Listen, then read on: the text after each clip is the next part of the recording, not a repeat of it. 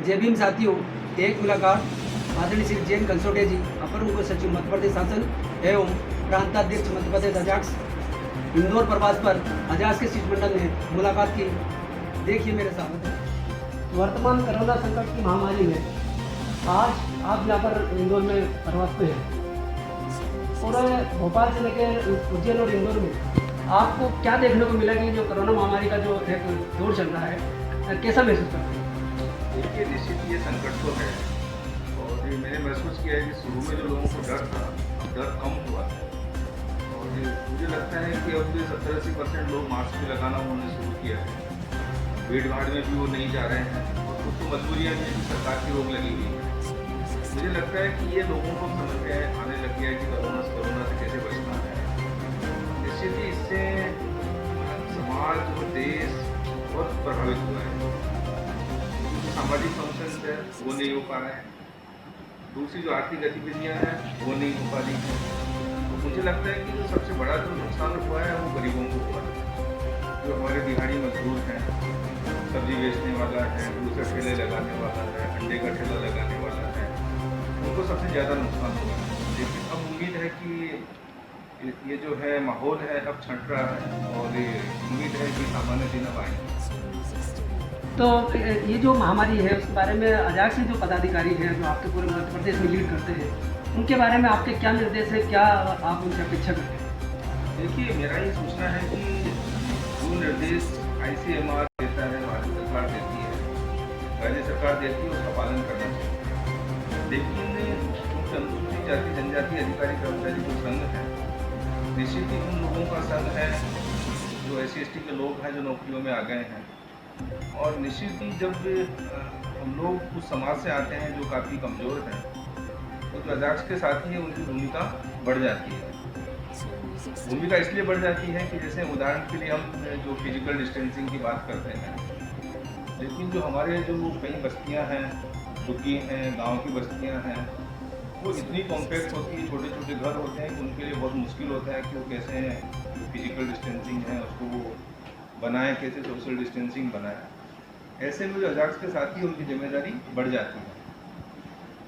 उनको चाहिए कि जो हमारे ऐसे लोग हैं समाज के जो ऐसे साथी हैं उनके साथ बातचीत करें, उनको समझाइश दें और ज़रूरत पड़ने पर उनको मदद भी करें। उदाहरण के लिए मास्क लगाना, इसमें मदद कर सकते हैं। जो कम लागत में उनको मास्क उपलब्ध करा सकते हैं हम लोग, जन भागीदारी से मुफ्त में भी मास्क हम उपलब्ध करा सकते हैं। और निश्चित ये कि हाथ धोने की आदत उनमें डालने की उनको कोशिश करनी चाहिए, क्योंकि ये मेरा अनुभव है कि जो हाथ धोने की आदत है निश्चित ही बहुत ज़रूरी आदत है, लेकिन संसाधनों के अभाव से जो गरीब वर्ग हैं, जो आदिवासी वर्ग हैं, वो इसका पालन नहीं कर पाते हैं। उदाहरण के लिए जिसके पास आर्थिक स्थिति ठीक है, अच्छा घर है, उसके घर में एक वॉश बेसिन होता है, वॉश बेसिन के पास में लिक्विड सोप होती हैं या दूसरा सोप होता है और वो झट से नल खोल के वो हाथ धो लेता है।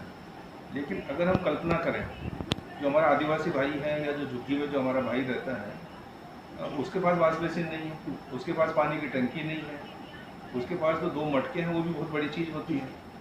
तो इसमें हमको अवेयरनेस पैदा करना चाहिए और मेरा तो ये कहना है कि हमको जो एक लो कास्ट जो वॉश बेसिन है वो विकसित करना चाहिए। एक स्टैंड हो, उसके ऊपर 200 रुपये का 300 रुपये का छोटा सा एक वॉश बेसिन लग जाए और उसी स्टैंड के ऊपर एक छोटी सी पानी की 10-15 लीटर की टंकी लग जाए, तो उसको भर दें और वहीं पर हाथ धोने की व्यवस्था होनी चाहिए।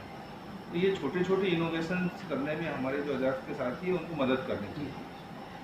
हमने देखा कि लगातार पूरे मध्य प्रदेश में बहुत सारे जिले हैं जिन्होंने लॉकडाउन के दौरान हमारी जो जनता है उनको खाद्यान्न भी उपलब्ध कराए, जरूरत के सामान भी उपलब्ध कराए। तो क्या आगे भविष्य में भी इस प्रकार की अजाक्स के कोई निर्देश होंगे कि जो जैसा आप बता रहे हैं कि मास्क उनको वितरित होना चाहिए या सैनिटाइजर के उनको जो साधन उपलब्ध करना चाहिए, तो एक कोई नीति बनाकर कोई निर्देश स्पष्ट जारी होंगे प्रदेश कार्यालय से? देखिए, निर्देश जारी करना तो कोई बड़ी बात नहीं है, लेकिन हमको पता है कि हमारे जो साथी हैं उनके खुद के संसाधन उतने नहीं होते। लेकिन फिर भी जैसा कि डॉक्टर बाबा साहब अम्बेडकर साहब ने कहा है कि जो पे बैक टू सोसाइटी का जो सिद्धांत है उसमें उनका कहना है कि जितना भी आप कमाते हो उसका कुछ प्रतिशत आपको समाज के लिए देना चाहिए। इसलिए मेरा ये सोचना है कि चाहे छोटी सी भी मदद हम करें और मदद करने के लिए हमको इस तरीके से सोचना चाहिए कि पहले तो हम हमारे आजू बाजू में देखें, हम देखें कि जो हमारे जो नाते रिश्तेदार हैं उनकी स्थिति कैसी है। सबसे पहले हम उनको मदद करने की कोशिश हमको करनी चाहिए कि जैसा कि मैंने छोटे छोटे उदाहरण दिए, मास्क का मामला है या उनका एक वॉश बेसिन का मामला है, साबुन का मामला है, वहाँ से हम मदद करें। मेरा अनुभव ये रहा है कि हमको ये देखना चाहिए कि ये गरीब परिवार है तो उसके घर में सबसे आवश्यक चीज़ क्या है। उदाहरण के लिए कि एक परिवार है जिसके 2 कमरे हैं लेकिन उसके पास अच्छा बाथरूम नहीं है, तो हमको वहाँ से शुरू करना चाहिए कि चाहे 10,000 की उसको मदद हो और वॉशरूम ये जो बाथरूम बनाने की कोशिश करनी चाहिए या सरकारी योजना है उसकी जानकारी उसको देना चाहिए। कई बार क्या होता है, हमारे जो लोग हैं, अशिक्षित लोग हैं, कम पढ़े लिखे लोग हैं, उनको योजनाओं की जानकारी नहीं होती, तो उसमें मदद हमको करनी चाहिए। और मैं तो यही कहूँगा कि अजाक्स के साथ ही अगर वो सक्षम हैं और तो बाबा साहब के निर्देशों का पालन करें और कोई व्यक्ति तो सोसाइटी के कंसेप्ट के अनुसार वो कुछ न कुछ मदद हमारे जो गरीब भाई बंधु हैं उनकी करें।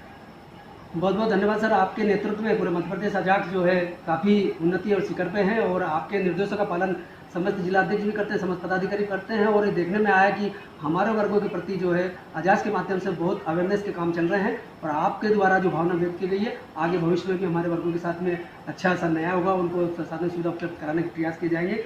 इंदौर में आप पधारे, अजाक्स इंडिया न्यूज़ चैनल की ओर से आपका हार्दिक अभिनंदन।